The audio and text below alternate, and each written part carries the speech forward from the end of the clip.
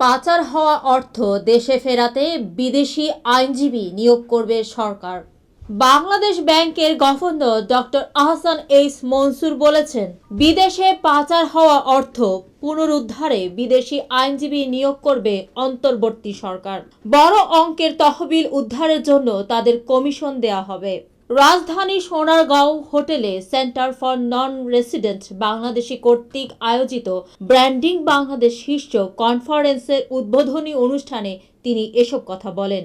Centre for এনআরবির অনুষ্ঠানে সভাপতিত্ব করেন সংগঠনটির সভাপতি এম.এস. শেকিল চৌধুরী এবং প্রধান অতিথি ছিলেন পররাষ্ট্র উপদেষ্টা মোহাম্মদ তৌহিদ হোসেন। অনুষ্ঠানে গভর্নর আরও বলেন, পাচার করা অর্থ পুনরুদ্ধারে আমরা বিদেশি সংস্থাগুলোর সাথে কাজ করছি। এজন্য আমাদের বৈশ্বিক আইন মেনে চলা অত্যন্ত গুরুত্বপূর্ণ। এ সময় চট্টগ্রাম ভিত্তিক একটি প্রতিষ্ঠান কর্তৃক 20 বিলিয়ন মার্কিন ডলারের অর্থ পাচার দেশের ইতিহাসে একটি বড় ঘটনা উল্লেখ করে গভর্নর বলেন, আমরা এই তহবিল পুনরুদ্ধারের জন্য এফবিআই সহ আন্তর্জাতিক কর্তৃপক্ষের সাথে একসঙ্গে কাজ করছি। ইতিমধ্যে বিদেশি সংস্থাগুলো সহায়তা করার জন্য তাদের আগ্রহ প্রকাশ করেছে। অনুষ্ঠানে doctor Ahsan H Mansur banking খাতে সাম্প্রতিক উন্নতির কথা তুলে ধরে বলেন, গত 6 মাসে রেমিটেন্স প্রবাহ গড়ে 26% বৃদ্ধি পেয়েছে, যার পরিমাণ 3 বিলিয়ন মার্কিন ডলার। একই সময়ে রপ্তানি হয়েছে 2.5 বিলিয়ন মার্কিন ডলার। গভর্নর বলেন, পূর্বে দুবাই থেকেও তহবিল পাচার করা হতো।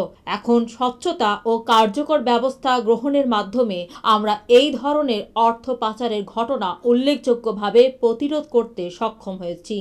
ব্যাংকিং চ্যানেলে সরাসরি রেমিটেন্স পাঠানোর প্রয়োজনীয়তার উপর জোর দিয়ে ডক্টর আহসান এইচ মনসুর বলেন, বর্তমানে প্রবাসীদের রেমিটেন্স পাঠানোর জন্য প্রণোদনা প্রদান করা হচ্ছে, তবে রেমিটেন্সের স্থিতিশীল প্রবৃদ্ধি নিশ্চিত করতে আমাদেরকে আমলাতান্ত্রিক বাধাগুলো কমাতে হবে।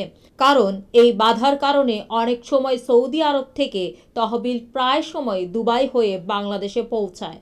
যদি ব্যাংকের উপর মানুষের আস্থা থাকে তাহলে খাতটি পুনরুদ্ধার হবে। তিনি ব্যাংকিং চ্যানেলের মাধ্যমে পাঠানো রেমিটেন্সের উপর 2.5% প্রণোদনার কথা উল্লেখ করে বলেন, রাজনৈতিক অনিশ্চয়তা সত্ত্বেও রেমিটেন্সের এ প্রবাহকে শক্তিশালী করেছে। অনুষ্ঠানে গভর্নর টেকসই অর্থনৈতিক প্রবৃদ্ধি নিশ্চিত করার জন্য আর্থিক ব্যবস্থায় স্বচ্ছতা এবং অর্থ পাচারের বিরুদ্ধে লড়াইয়ের গুরুত্ব পুনর্ব্যক্ত করেন। রেমিটেন্স প্রবাহ সর্বাধিক করার জন্য কর্মীদের দক্ষতা বৃদ্ধির প্রয়োজনীয়তার উপর জোর দিয়ে তিনি আশাবাদ ব্যক্ত করেন। সঠিক শাসন এবং আন্তর্জাতিক সহযোগিতা এই লক্ষ্য অর্জনে সহায়তা করতে পারে। মৌমিতা তন্নি, জিভিসি টিভি, ঢাকা।